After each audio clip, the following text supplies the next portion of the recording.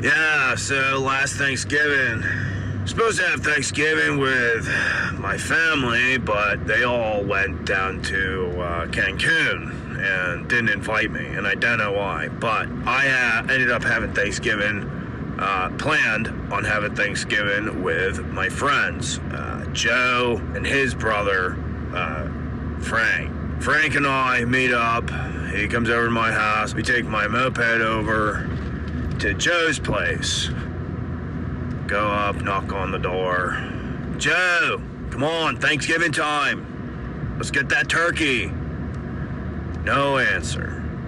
Bang on the door. Bang, bang, bang. Joe, come on. Turkey day, man. No answer. So finally, Frank's like, I think we should break the door down. And I was like, what? Break the door down? Okay, cool, let's do it. So I had read a book, and they explain how the best way to break down a door. And so I was like, well, let's give it a try. So I did. The book wasn't just about breaking down a door. It was kind of like a thriller, and like breaking the door was like just like directions that somebody gave somebody else. It could have just been about that, because I broke that door down so easily. Kicked the door down, and the whole entire front of the house is just filled with smoke. It's filled with smoke. I get down on the ground and I crawl over to Joe's bedroom is. The whole room is filled with smoke, and I start to realize this isn't even just normal smoke, though. This is incense. Incense, disgusting incense. So, I mean, what a shame. It really ruined my appetite. My family's not down in Cancun this year. Instead, they went to Jamaica, so, I mean, it's kind of lame. But anyway, we didn't end up having any turkey that day, except for what we had just in the fridge, you know, like turkey slices.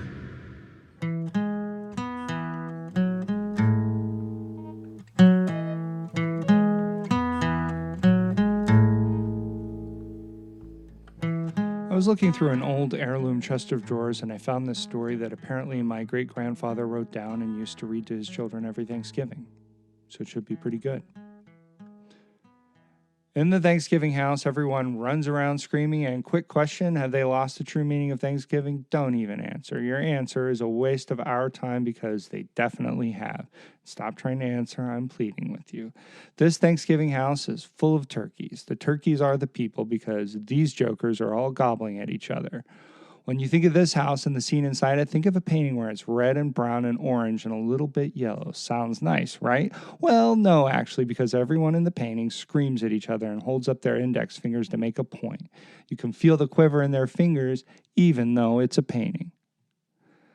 The uncle with a stupid religious belief tries to stand up on the table to get the full yell in, and he puts his foot in the turkey, and then no one is eating any roast bird this Thanksgiving. Then Mom throws a gravy boat through the window of the china hutch full of gravy. Smash goes the glass, and smash the gravy boat that held all our hopes.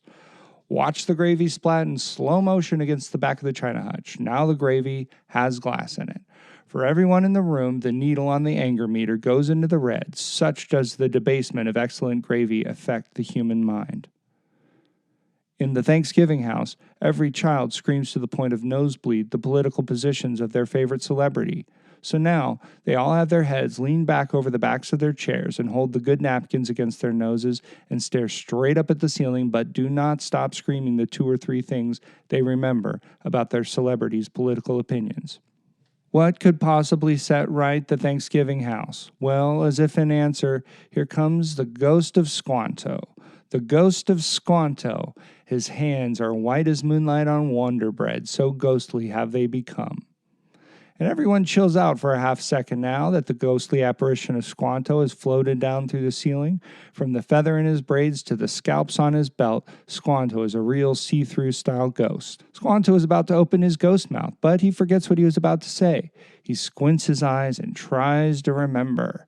His eyes narrow and he feels shame that he came all this way and now can't flip and remember what he was going to say. His expression becomes sad and dire as he strains to remember. The eye squinting makes everyone in the room think that the Squanto ghost is angry with them. They immediately hide their quivering fingers and straighten up. And table-standing uncle removes his foot from the turkey and gets off the table. And mom's shame about the gravy boat china hutch thing starts to swell. The children cease their screaming and nose bleeding, too little too late since the good napkins are screwed. Ghost Squanto is relieved that things are getting better even though he didn't say anything. He intensifies his angry expression, letting his lips curl back from his teeth. This lip and tooth expression makes people look around themselves and realize how nuts they were being. They laugh embarrassed laughs and smile at each other. The uncle gets down on the floor and starts to bow down and worship Squanto, which Squanto allows.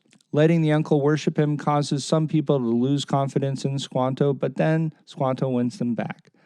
Squanto does some ghost tricks, flying around and pretending to be stuck in the wall. This shows these turkeys in the Thanksgiving house that he is pleased with them. Now everyone can really relax. Squanto floats over to the bathroom and waggles his index finger in a "come here" gesture. Everyone tiptoes down the hall to find that the ghost of Squanto has filled the bathtub with delicious gravy, even better than Mom's gravy. And what's this? The whole house is filling up with gourds. Gourds everywhere, just appearing out of thin air. The children are playing with the gourds, carefully knowing how fragile the right gourds can be. Everyone is really enjoying the heck out of the gourds. It's so magical to see gourds just appear like this.